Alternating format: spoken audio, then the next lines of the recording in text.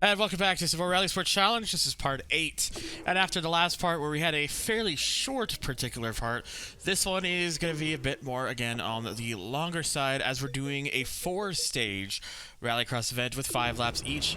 And because we did unlock the next class of vehicles, I thought I'd go ahead and drive one of those vehicles that we did unlock. In this case, one of my personal favorites, the MG Metro 6R4. There's always been something about this particular vehicle from the Group B here that just always struck a chord with me. Perhaps it's just a more kind of boxy structure. Perhaps it's the fact that it sounds like it has one of the most menacing sounds of the era that some people don't entirely remember, because the MG wasn't as successful as the likes of the Quattro or the 205 or stuff like, or the RS200 or the Delta S4 or at least or stuff like that. Wasn't maybe not as memorable, but the Metro was just, I don't know, there was always something about this car to me that was just really cool. And yes, that did cost me some time. How much time? Not really enough to make too much of a difference, I'd say. So yeah, these cars are obviously, these classic era ones are certainly more powerful. They definitely drive like Group B vehicles. They got loads of power, and they don't particularly handle as well as some of their newer companions would, but they're still not very bad at all. They just take a little bit of getting used to, but you could definitely manage with these vehicles for sure. And I know that using this vehicle against the current crop of cars is probably a little bit on the unfair side, but I just wanted to I just thought, we got one of these cars available, why don't we actually just go ahead and give it a run around. So yeah, this is I know it must be surprising to a couple of you that I got this out a little bit quicker than some of the last 2 parts. I'm trying to actually sit myself down and make sure I actually start getting through these, just because I don't want to keep people waiting too long per part, and I know I have a bad habit of doing that. So I'm trying to make sure I'm kind of getting around to working at this so that people aren't just waiting and waiting and stuff. So something stuck to my lips. Sorry about that. But yeah, you can see here I'm not particularly the most familiar with this layout here, as I'm kind of making some very dumb moves. But the car is just so quick, especially compared to the other arrivals, that it really doesn't hurt. It really does not hurt that much. I can get away with making a few errors here and there, and it doesn't really affect me too badly or anything like that. So that's very nice, at least, for sure.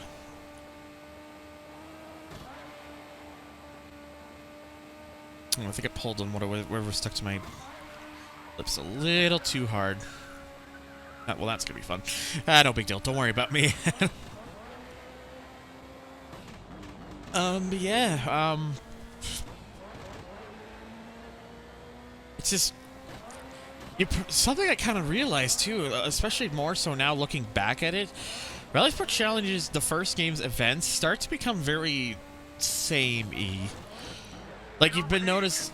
Like, I get it, it's a rally game. You're not gonna get that much of a viable difference, but I don't know. RC1, you really start to tread on the same sort of territory multiple times. And as a result, it kind of just feels like, I'm kind of just treading on the same foot repeatedly because of that. And it's not something I realized as much when I was playing it live, but especially now more so playing it, or not playing it, but watching it back.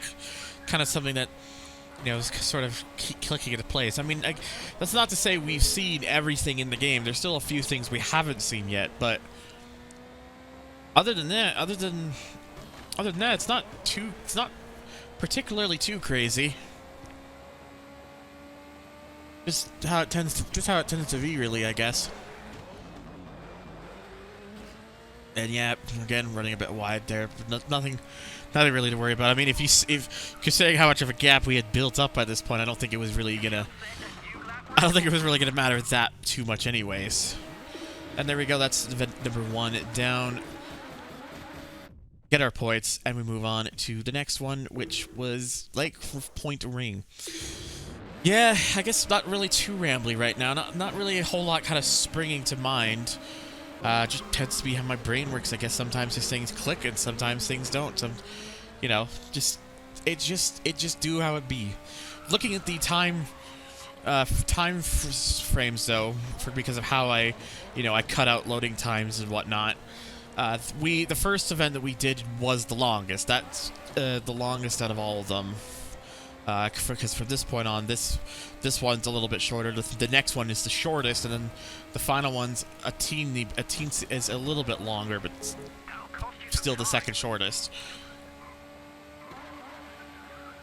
This one though, I really do. This one I certainly quite like though, because it's a nice little combination of just like tarmac and like dirt and gravel and stuff. So you get like bits where your car will just really hook into the handling and just grip, and then there's stuff where the car will you gotta be a bit more conscious and whatnot. This corner here is probably the one where you really gotta be careful with, because it's just the sharpest one, and you come into it with such a huge amount of speed that it's just something that if you're not on your game, if you're not paying attention to it, it will cost you time, big time. And yes, I lost my taillight by no fault of my own. It's just how the jump was. That corner 2 is a little bit on the hard one, and this one, if you're a bit clumsy, you can screw that one up. You could screw the pooch up on that one as well. So, but one of my favorite things with a lot of cars like this at this game sometimes is just chucking it into corners and just getting those momentary huge slides. But getting the angle just right to the point where it carries all the speed.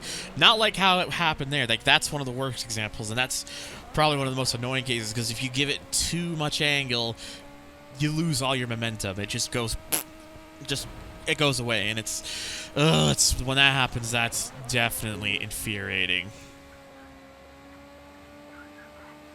But once you get it, but when you really nail it down, it can be pretty.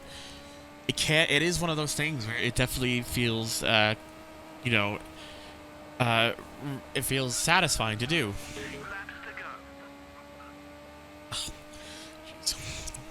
Yeah, my lip.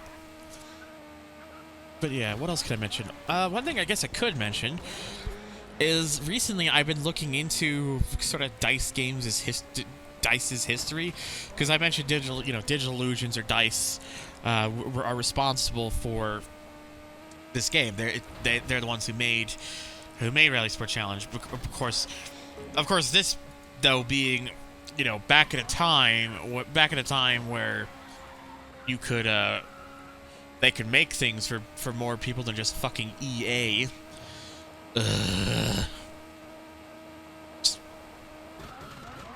Man, all the really interesting stuff that DICE had made at one time or another just went whoop once EA bought them out.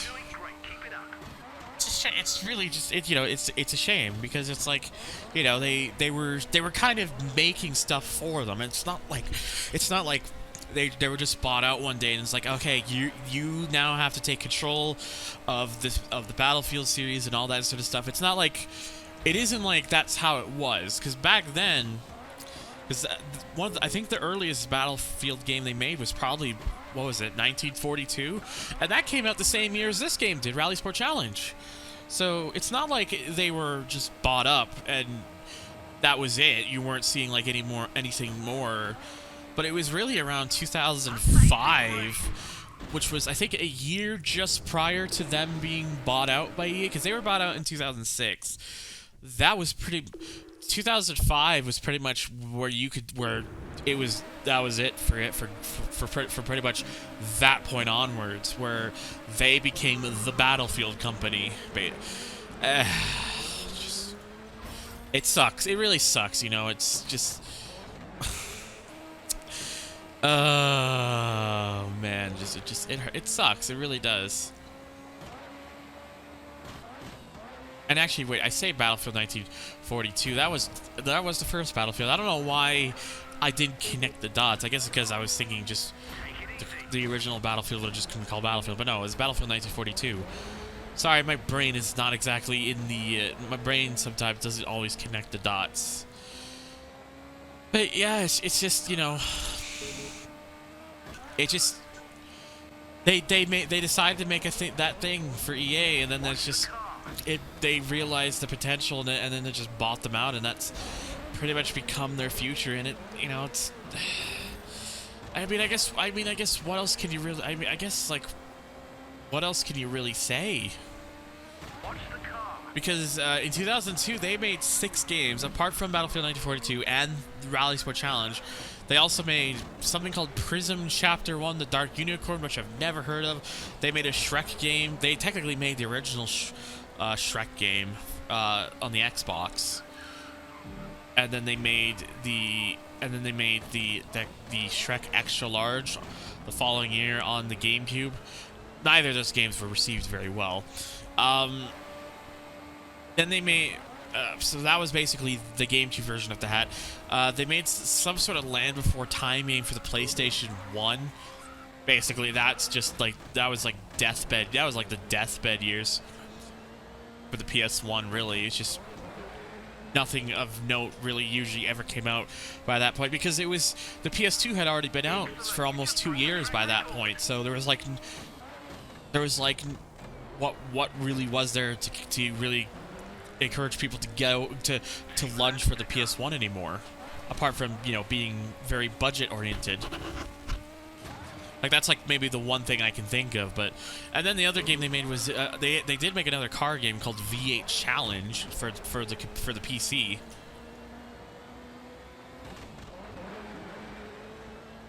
And that one, I believe, actually, ironically enough, was also an EA product. So they were, you know, DICE was involved with stuff for EA for years before, and so maybe I guess that was part of the reason they got bought up. But it sucks looking back at it, because they could have easily kept making these other sorts of things, but because of the gaming landscape, and because of how certain companies are, it's not something we're ever gonna. It's just not something we're ever gonna see anymore, and that really sucks. It really does. Because, you know, they had made other racing games as well, but this wasn't even the first rally game they made. I mean, they made Michelin Rally Masters Race of Champions back in 2000. That was originally a PC game. Then, just very shortly afterwards, there was a PlayStation version. Which, funny enough, something I recently discovered too. There was going to be a Nintendo 64 version of Michelin Rally Masters. It was like Infogrames published the game originally, but instead of calling it Michelin Rally Masters, they were going to call it Test Drive Rally, which is funny thinking about it, because Jesus Christ, this was really during that kind of period where they were putting the Test Drive name on anything just in the hopes of, I guess, more recognition, I guess. But yeah, they were gonna make it. But yeah, they were gonna make an N64 version of it, and there are screenshots of the game on, like, IGN, for example, of when the game was in the works. But of course, it just didn't happen. It was apparently supposed to be, you know, the first of 2, because they did make V-Rally 90 Edition 99. And it was then the game got delayed, and then it just by early 2000, I guess they just decided, what's the point? So it's weird, because it's like, it technically, I guess, in a weird way falls into that kind of Test Drive franchise, despite the fact that it has like nothing to do it. It has like it doesn't have anything. It's again just like, you know, Test Drive Le Mans or you know, Test Drive V Rally. Technically, the games have nothing to do. They just had the name planted on there. So I found that really interesting. I didn't know about that, but Michelin Rally Masters, yeah, that was like the first probably the first rally game that DICE made. Wasn't the first racing game. They actually had a course, DICE, the first racing game I think they made was a freeware title called S40 Racing. The S40, of course, standing for the Volvo S40, which was basically like a touring car thing. It was a freeware title, so it only had like the track of Nolby Hills and the S40 touring car. But it did use the software code that would eventually go into their first more proper racing game, which, of course, is 1998's Motorhead. No, not the band, but yeah, Motorhead is like that one people remember because it was one of those that kind of just stuck out in that during that period. But that was like really the first proper like racing game they made. Because you know back before before that they mostly focused on like a couple platformers and mostly a lot of like pinball games. Like they kind of got their start with mostly making pinball games. Funny enough, but yeah, they did a Swedish touring car championship game. They even did in '99. They even did a sequel, the Riding Champion. I guess that's a motorbike game. Legacy of Rosemont Hill. I'm not really sure. That came in 2000, and they also made the PlayStation 1 version of the first NASCAR Heat, which I thought was Monster Games, but apparently no, that was DICE. Monster Games made the PC version. And then then of course they did Midtown Madness 3, which I did a playthrough of before, and then the last rally racing game they made happened to be RalliSport Challenge 2, I believe. Jeez, I've been rambling so much that I nearly am out of time here. But anyways, thank you guys so much for watching. Vista Peak Challenge is next, so stay tuned for that. Check out my social links down below if you want to get your name at the start of the video. It's $1 or more to my Patreon. Special shout out to Tyler49877 for your amazing Patreon support. And I'll see you all guys, hopefully, on the next one.